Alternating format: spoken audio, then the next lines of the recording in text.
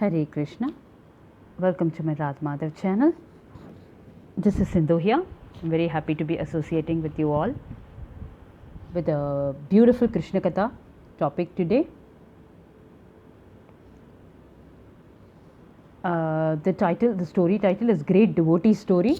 A young devotee defeated the learned scholars.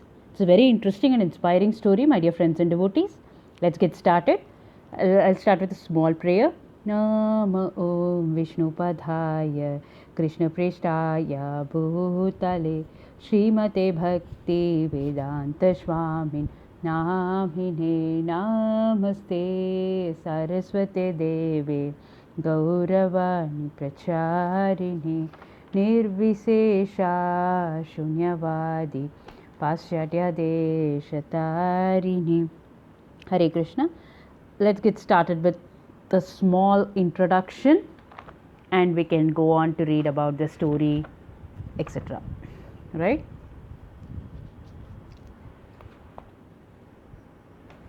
Some of the Lord's, Lord Krishna's greatest and well-known devotees, you all must have heard of. Chaitanya Mahaprabhu, Mirabai, very, very famous, greatest devotee of Lord Sri Krishna, Surdas, Tukrama, Purandradasa, Madhavacharya, Vallabhacharya, Kanakadasha, so on. You can just keep telling. Arjuna, and the most dearest and highest Krishna devotee is Srimati Radharani. Right? Radharani is the only one who can easily deliver Krishna. Krishna is the energetic and Radharani is the energy. Just like energy and energetic you cannot separate. Fire and the heat you cannot separate. Wherever there is fire there is heat. Wherever there is heat there is fire. Similarly, wherever there is Krishna there is Radha. They are inseparable. Even Krishna cannot understand the quality of her devotion. Although Krishna says Vedaham Samitam, meaning I know everything, he fails to understand Radharani. So in this way Radharani is a very, very, very great according devotee. So devotees often pray to Lord Krishna to make them like his bamboo flute, right, very closest to Krishna, right, hollow and ever ready at his side. So he can play through them whenever, whatever tune he wants and make them do whatever he wants, whenever he wants. By this, devotees are sure that they'll always have the Lord with them and they'll always be made to do the right thing. A real devotee of Sri Krishna is someone who does each and every action or karma according to Krishna's instructions in the Bhagavad Gita. Not a single thought would be against Krishna's teachings. Thus, a true devotee does nothing except pleasing Sri Krishna. His entire life, his or her entire life is only about Krishna and nothing else. Well, there is not only one, but there are so many regarding the stories about what is bhakti for true devotees for Krishna, right? For example, you can say Uddhav. Uddhav was a very dear friend of Krishna, right? Uddhav Leela is very close to my heart because it teaches that it is not the mind but only the heart which is required for the pure bhakti. So let's move on to the story. There is a story of Manu. Manu was a young devotee of Krishna. Manu was in a pilgrimage for many days and was walking towards the holy town of Vrindavan. On reaching the other side of the river, he heard raised voices. As he went closer, he saw a group of scholars arguing about from where they have all come in the beginning of time. Each scholar was trying to prove that he knew best by using big words and quoting from the scriptures. Suddenly what happened, as you can see in the picture, a shrieking crow. It flew from one of the palm trees under which the men were standing. At the same time, a large tal fruit fell on the ground before them. Tal fruit you must have seen, it's a very different palm fruit actually. In Tamil they call it as nungu. It fell on the ground before them. The scholars were startled.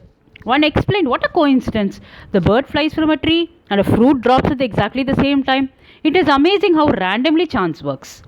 Another scholar starts arguing, everything works as a result of something else. Nothing works by chance. The tal fruit obviously fell to the ground because a crow tried to land on it. The third scholar scoffed at them saying, that is just pure guesswork. Gravity made the fruit fall. As a result, the bird flew away.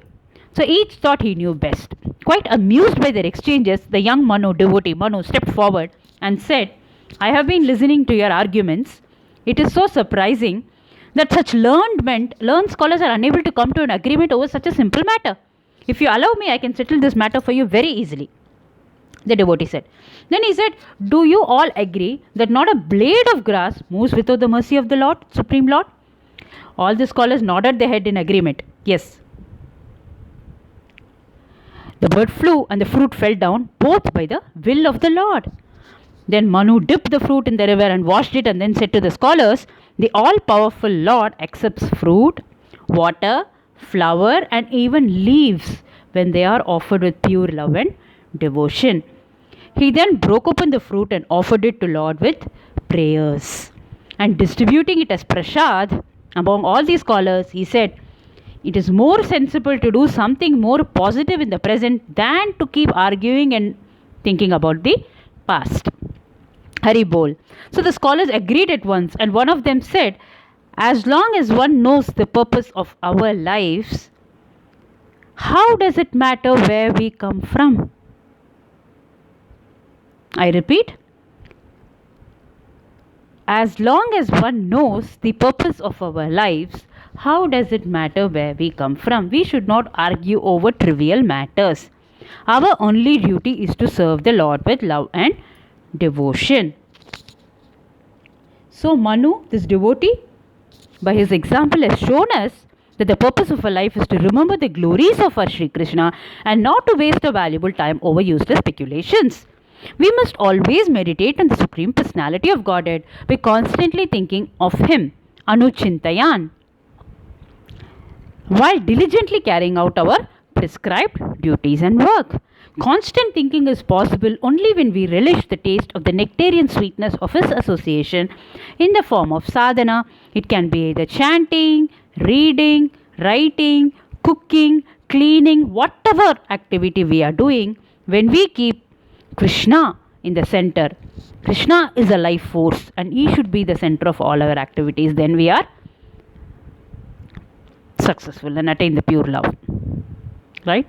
So in Bhagavad Gita 8th chapter 8th verse, Krishna says, Abhyasa yoga yuktena chetasa nanya gamina paramam purusham divyam yati paratanuncintayan. I repeat, Abhyasa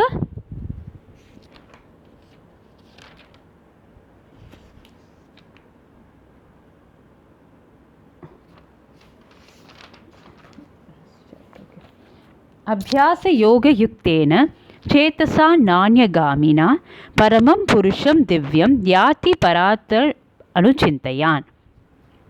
He who, meaning of this verse, he who meditates on me as the Supreme Personality of Godhead, his mind constantly engaged in remembering me, undeviated from the path, hey, O Partha, is sure to reach me. Hari Bol. In this verse, Lord Krishna tells us about the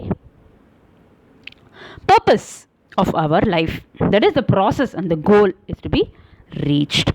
So Lord Krishna stresses here the importance of remembering Him and explains how to do that. So the word Abhyasa Yoga is very significant in this verse. The word Abhyasa means practice.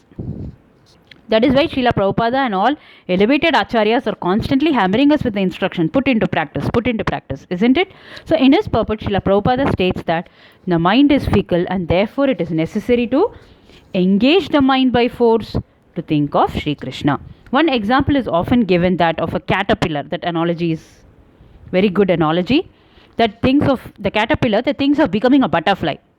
And so it is transformed into a butterfly in the same life. Similarly, if we constantly think of Lord Sri Krishna, it is certain that at the end of our lives, we shall have the same bodily constitution as Krishna.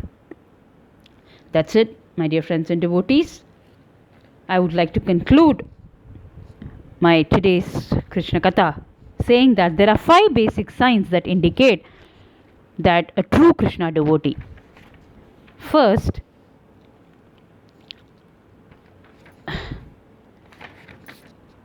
you love Krishna so much such that you don't like anything else than Him. Lesson 2, you can say, you regularly read Bhagavad Gita and Srimad Bhagavatam and strictly follow the instructions given by the Supreme Personality of Godhead, Krishna, and your bona fide spiritual master. Lesson 3, you follow the 4 regulative principles strictly. Wear the Tulsi Mala on the neck and Vaishnav Tilak. Lesson 4, you chant Hare Krishna Maha Mantra 24 hours a day non-stop every time. Lesson 5, you speak only about Krishna's names, forms, qualities and pastimes. Only enjoy the transcendental supreme nectar. So also there are some verses directly given by Sri Krishna to us. In chapter 12, we can say, which is very, very, very close to this devotees thing. Chapter 12, let's see the verses 13 and 14.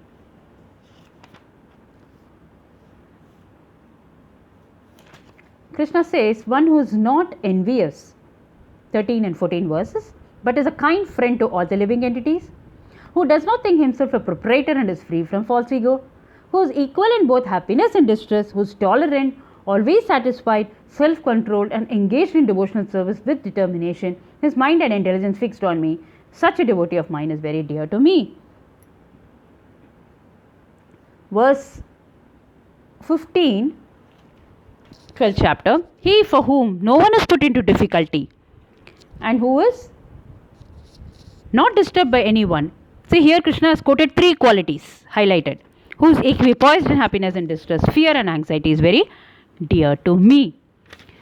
16th verse, Krishna says, my devotee who is not dependent on the ordinary course of activities, who is pure, expert, without cares, free from all pains and not striving for some result is very dear to me. 17th verse, one who neither rejoices nor grieves, who neither laments nor desires, and who renounces both auspicious and inauspicious things, such a devotee is very dear to me.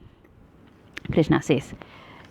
18th and 19th, one who is equal to friends and enemies, who is equipoised in honor and dishonor, heat and cold, happiness and distress, fame and infamy, who is always free from contaminating association, always silent and satisfied with anything, who doesn't care for any residence, who is fixed in knowledge and who is engaged in devotional service, such a person is very, very dear to me. The last verse for today, my dear friends and devotees, those who follow this imperishable, the 20th verse from the 12th chapter, those who follow this imperishable path of devotional service and who completely engage themselves with faith, making me the supreme goal, are very, very, very, very dear to me. So hope you enjoyed the today's devotee story as much as I did. So catch you all with another beautiful motivational videos and stories. Until then, Vancha kalpatarubhyascha kripa sindhubhayeva cha patitanam pavanebhyo vaishnavebhyo namo namah. Srila Prabhupada ki jai.